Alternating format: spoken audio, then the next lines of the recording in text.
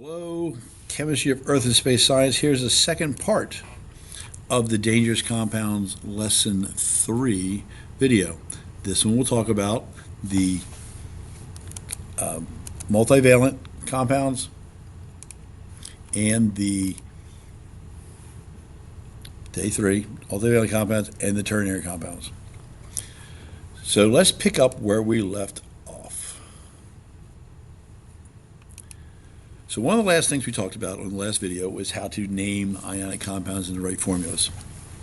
So let's remind you that in naming an ionic compound, you name the name of the cation first. And here's what we're going to do this time. Include any Roman numerals if multivalent, meaning if it has more than one possible charge. And then we're going to use the IDE ending for the anion. We'll get to polyatomic ions on the next video. So what is a multivalent element? Well, that just means there's multi, more than one, possible valency, meaning possible charge. So sometimes elements, in order to just get stable, can do this losing of electrons multiple ways. You can lose 1, 2, 3, whatever, and you can still have different types of stability. So a healthy chunk of the periodic table does have those multiple valence numbers possible. I'll remind you when we had the periodic table that we have everything here in gray has more than one possible charge. Some are much more common than others, but every single one of the ones in gray have more than one possible charge. So what's so different about the multivalent, wrong slide, sorry. What's so different about the multivalent ionic compounds? Well, we have to use a Roman numeral to identify the charge. So only for the multivalent elements, we put a Roman numeral in parentheses after the element's name when writing the name. Okay, we'll put in parentheses the Roman numeral that stands for the charge. So for instance, copper 2 is the copper plus 2 ion. That is copper 2, whereas copper 1 is copper with a plus 1 charge. Notice the Roman numeral is the numerical equivalent of the charge. Multivalent elements that we're going to deal with are only going to be cations, so they're always going to be a plus. In case you forgot your Roman numerals from whenever you learned Roman numerals, here they are. 1 is I, 2 is II, 3 is III. The way I kind of remember this is that we never hit the same stroke more than 3 times. So once you get 3 times and you come to 4, instead of doing tap, tap, tap, tap, 4 straight lines, they say 1 less than 5. So 1I less than 5V. So if the lower number's in front of the letter, that means less than. V is 5. VI is 6. Here the lower number is after the V, so that means you're adding it to it.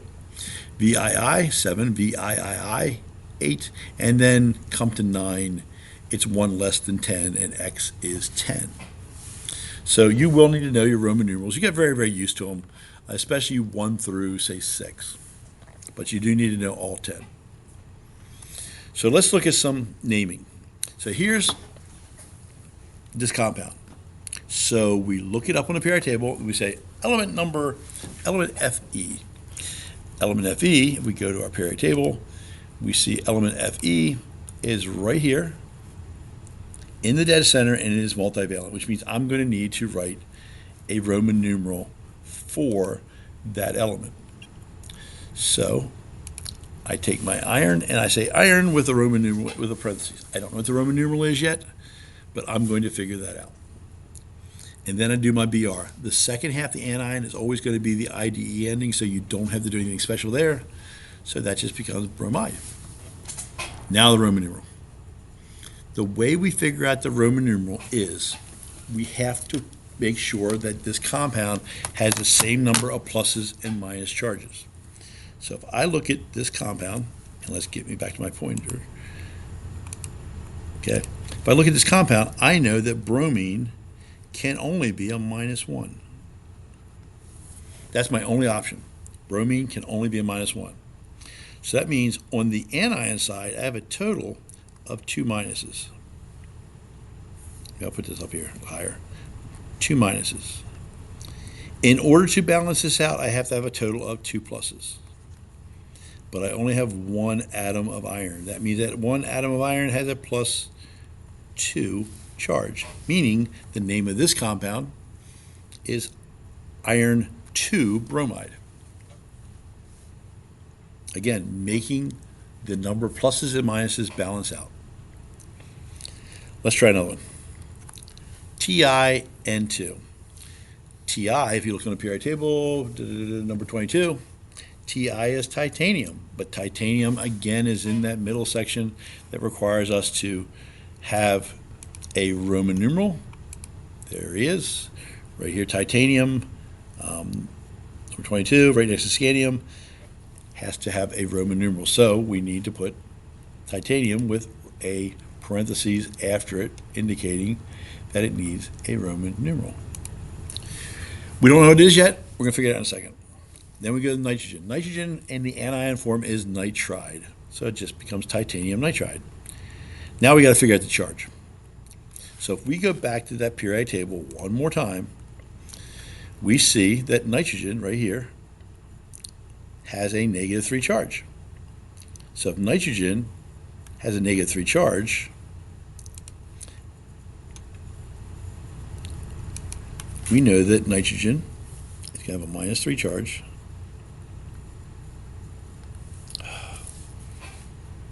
I gotta get rid of that. That's going to bother me. Okay. Nitrogen has a -3 charge. That means now I have 2 times 3, or a total of 6 minuses. Therefore, in order to balance this, I need to have, on the cation side, a total of 6 pluses. But I have only 1 titanium atom. So that means that titanium has a +6 charge. So it's titanium 6 nitride. One more. So Cr, I look in the periodic table, it's, let's see where it is. Periodic table, it's right here in the middle. It's chromium. Chromium has, terrible. Chromium needs a Roman numeral. Chromium is Cr. So I go to my naming, and I do the first part is chromium. And I don't know what the Roman numeral is, so I leave a Roman numeral blank. Then I go to O. O is the anion. O as an IDE ending is oxide. Now it's time to figure out the charges. So oxygen is always going to be a -2. And again, I have a total of 6 minuses. So that means I need a total of 6 pluses. But this time, I have 2 atoms.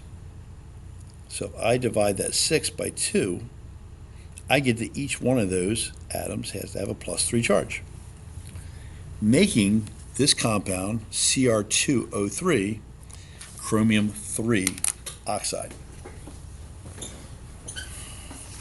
So how about we go the other way now?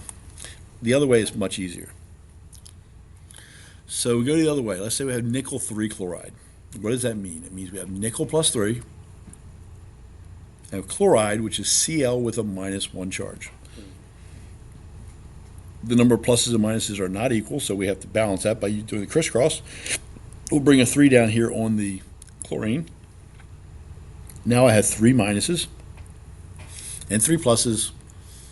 It's balanced, has the same number of pluses and minuses. They come together to make a compound. That's the formula for nickel 3 chloride. How about vanadium 4 oxide? So vanadium is a +4. Oxygen is a -2. If I do my crisscross, bring my 2 over, bring my 4 over, I have 2 vanadiums and 4 oxygens, but we can simplify that. We want to crisscross and simplify.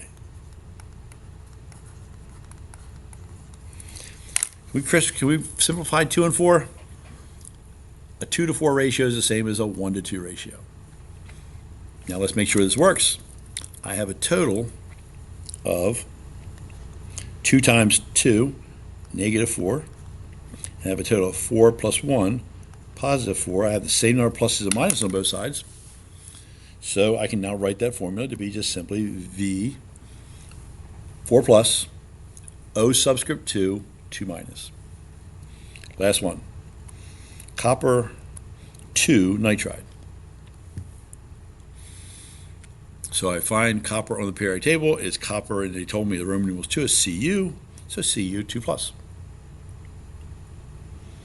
And then I look up nitride. Nitride is nitrogen. Nitrogen is a negative 3 charge, so that's nitrogen 3 minus.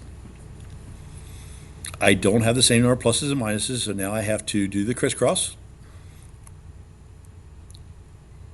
Now I have 6 minuses, 3 times 2, 6 minuses, and 3 times 2, 6 pluses. So I know I'm balanced. So now I can just bring them together and make the compound Cu3, 2 plus charge, N2, 3 minus charge.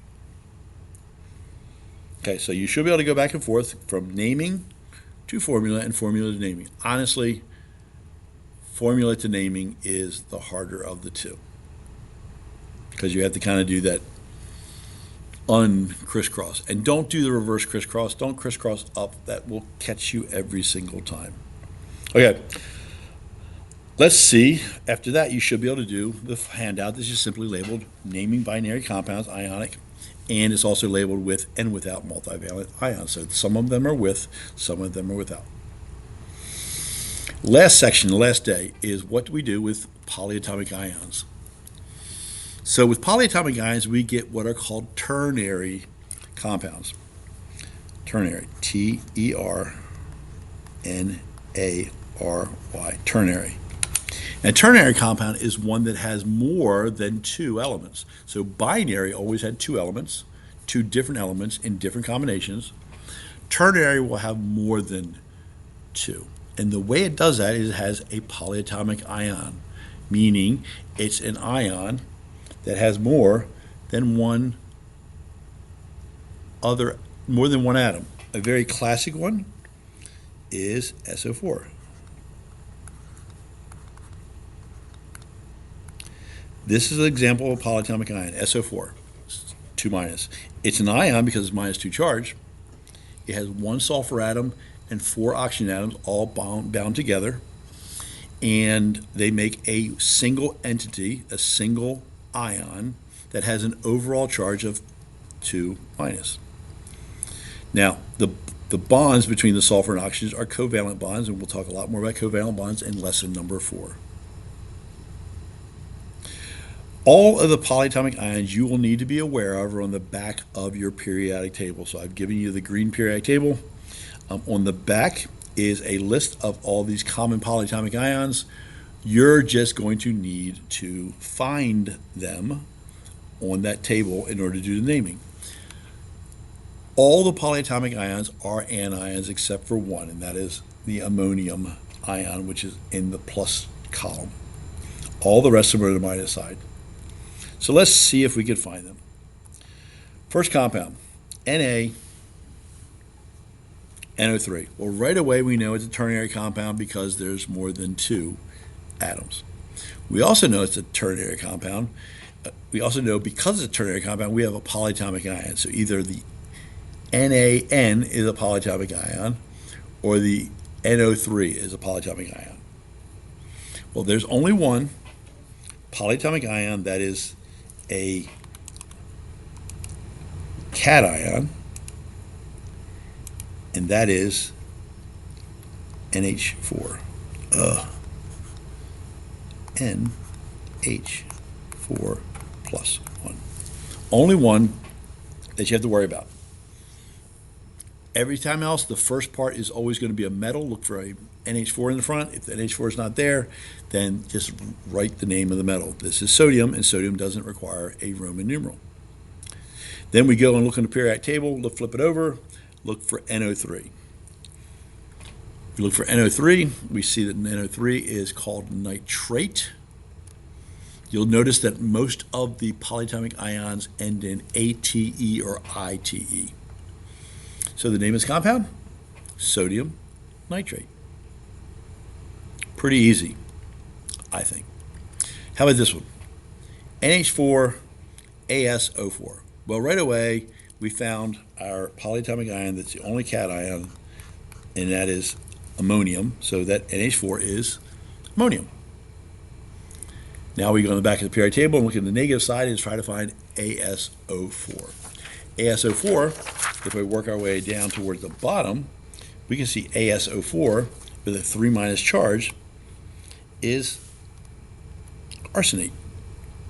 So the name of this compound is simply ammonium arsenate. Now let's check some charges real fast.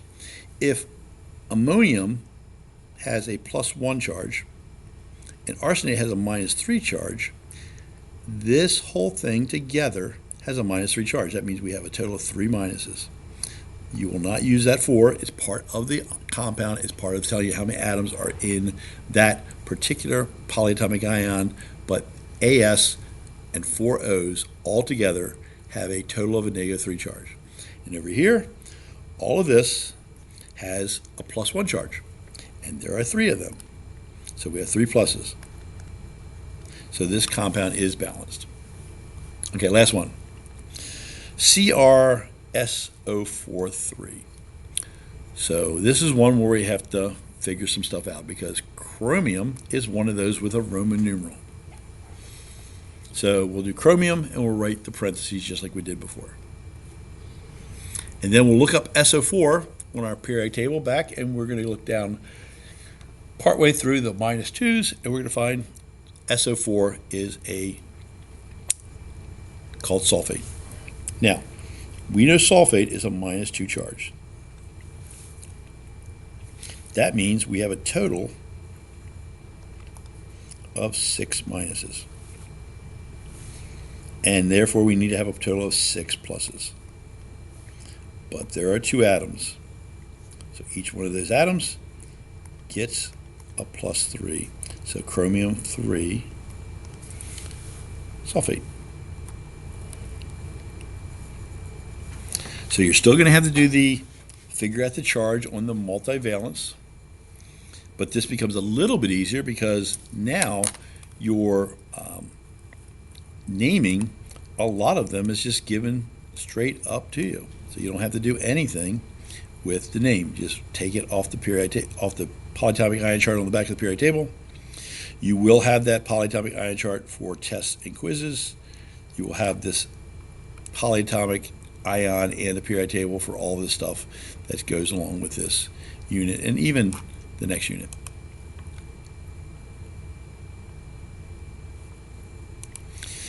Okay, last thing. What if I need to write a formula from a name? That's literally the same we did before, crisscross and simplify. So suppose our first example was magnesium chlorate. We go to the periodic table, it says magnesium, we find magnesium, magnesium, magnesium, magnesium. Magnesium is number 12. And we see where magnesium is in column 2A, so it has a +2 charge. Then chlorate ends in ATE, which means it's going to be on the back of the periodic table. So we go into madcap search for the ion called chlorate, and chlorate is ClO3 with a -1 charge. We do not have the same pluses and minuses. Again, if you look at this compound,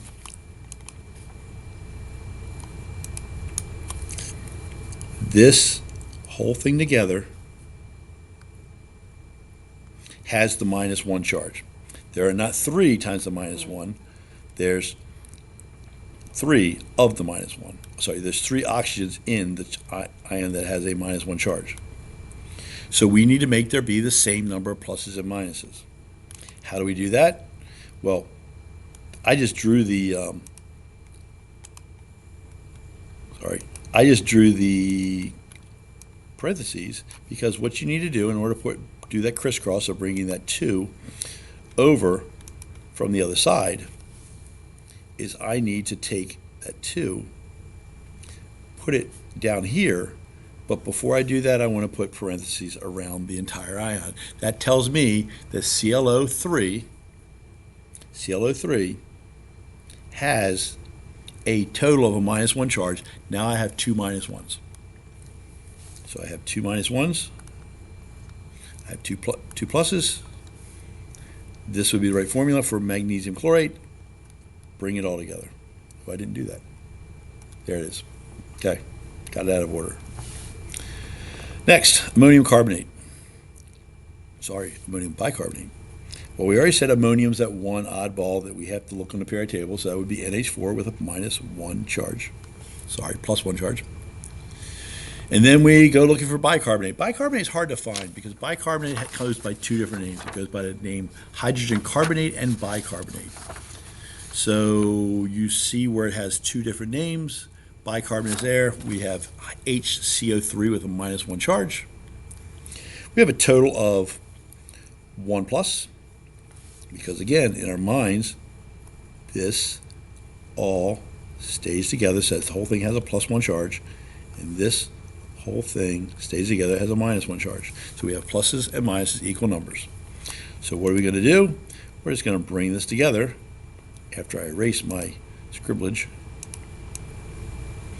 Bring this together, and we get the compound of ammonium bicarbonate. Looks like that. We don't need the parentheses.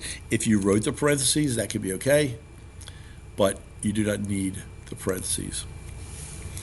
Let's try one more. Gold 1-phosphite. So we find gold in the periodic table. Gold is Au. It's a 1, so it's gold with a +1 charge.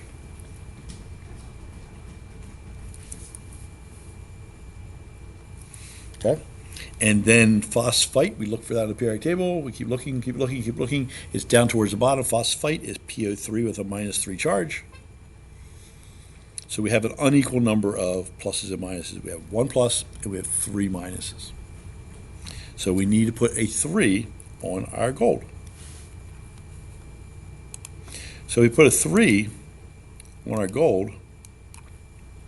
Then we have the same number of pluses as minuses. We have 3 pluses and 3 minuses. So therefore, the formula would just be AU subscript 3 PO3 with a 3 minus. Don't forget when writing the formulas, you have to have the charges on the compounds. And that concludes the last day of the PowerPoint, the part on ternary compounds. So you should be able to do, as part of your practice in your homework packet, ternary compounds, ternary ionic compounds. And that concludes all of lesson 3. It was 2 pretty long videos. I appreciate you sticking with it. We will see you in class. Toodles.